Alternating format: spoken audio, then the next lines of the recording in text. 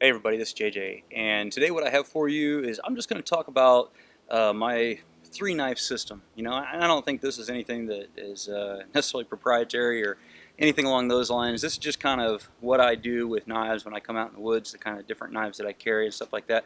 I've made reference to this in several different videos, and some folks have asked me to kind of explain it a little bit more.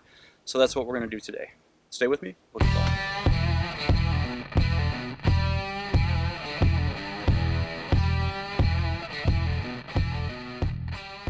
Okay guys, so just to basically illustrate this principle, today I'm going to be talking about three different old-timer knives that I recently got, and I've been a fan of old-timer knives for a long time.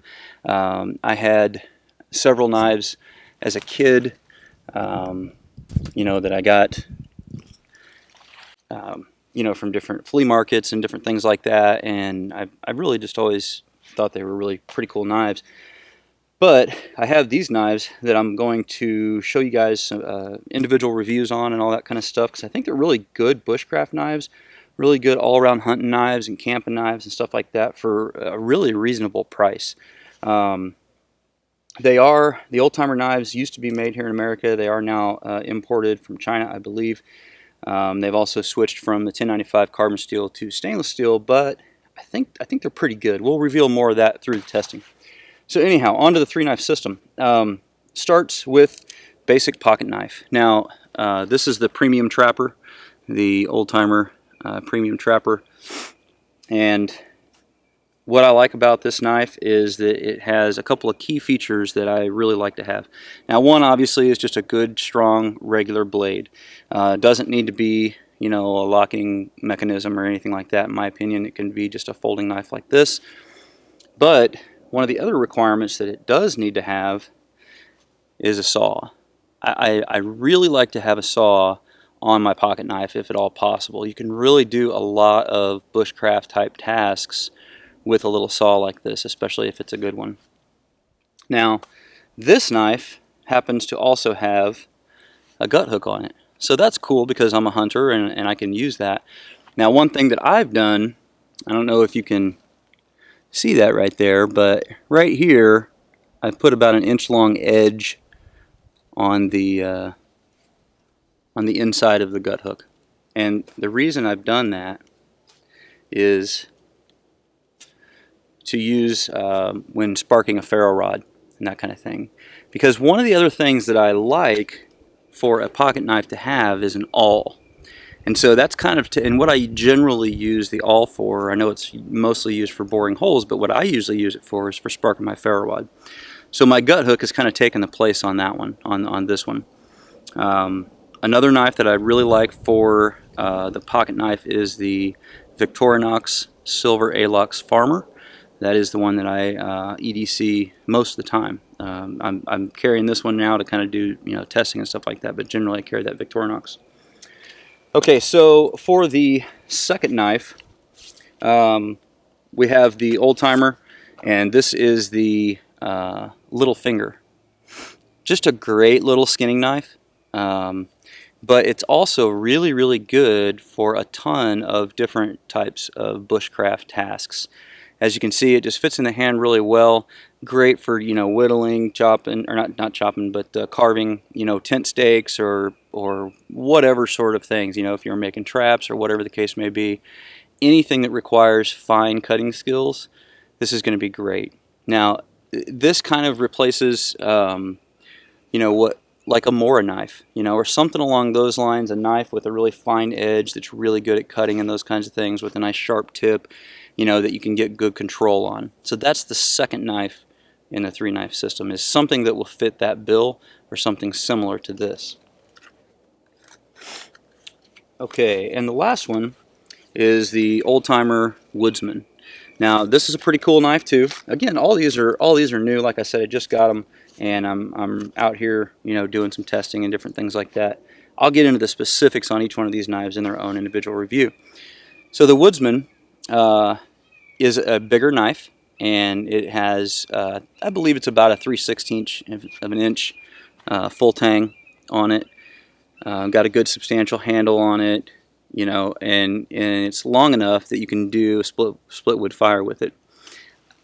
typically I like at least a 7-inch blade. This is just a touch shorter than a 7-inch blade, but it's still definitely long enough, you know, to use for split wood fire or any of those other, you know, kind of beefy backwoods type tasks.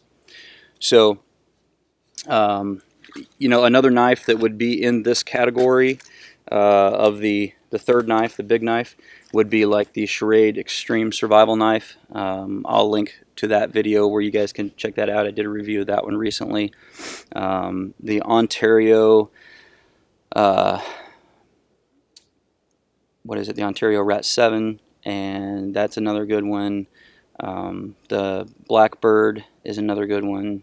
I've got a Muela Mirage that's really good. The Cold Steel SRK. Any of these knives can kind of fit that bill as the bigger one. Yeah, your Mora knives are really good for this type one. Kershaw Antelope Hunter 2 is another good one that kind of fits in this middle category. And then obviously pocket knives that kind of meet those characteristics too, like I talked about. So anyhow, guys, those are just that's kind of the 3-knife system deal. Now, some of you guys might be asking, well, is that all you carry in the way of tools and cutting tools and stuff like that? No, it isn't. Generally speaking, I also, especially if it's going to be a longer trip or an overnight trip or anything like that, I will carry a saw. Today I've got the Baco Laplander with me, or the Sawviver, or I also carry a Sven saw, 7 saw, or I've got a Fat Max utility, like a drywall knife that is actually a really good bushcraft knife too. And I also did a video on that. I'll throw a link into that on those 4 different saws, kind of a review of them. They're great bushcraft saws. But I do also like to carry an axe, and my preferred axe is a 2¼ pound Hudson Bay axe. I think those are really just right. Full-size guy can use them for cutting down pretty much anything. They can be used for all the way down to cutting up kindling. So, and then if I was going to be out for a really long extended period, or it was really thick area or something like that, then I might take a machete too. But generally an axe and a saw is the preferred, and then I can use that Glock if I'm really going long term too, because you can use it in so many different ways. You know, it's really pretty incredible. So anyway, guys, that is the 3-knife system, and I just explained that to you mostly for the folks who are beginners. I think the folks who are experienced in the woods and all that kind of stuff, you know, probably fall down to the same kind of system, you know, and it's really just to help the folks that are getting started out, to let them know, hey, if you're going to go out and buy some knives, you know, these are kind of the first 3 that I would buy. That's kind of what I recommend having with you anytime you're out in the woods and that kind of thing. Just to help them kind of narrow down their choices, because there's a ton of different choices out there, a ton of different things to do, a ton of different brands you can get, and as always, I just kind of show you guys different options, you know. So these 3 knives that I showed you here today are 3 representative examples of kind of that range, you know, that I recommend. You can get those 3 knives are, geez, about, I think you can find them pretty cheap on like Amazon, eBay, and stuff like that, for down around $20, $22 each.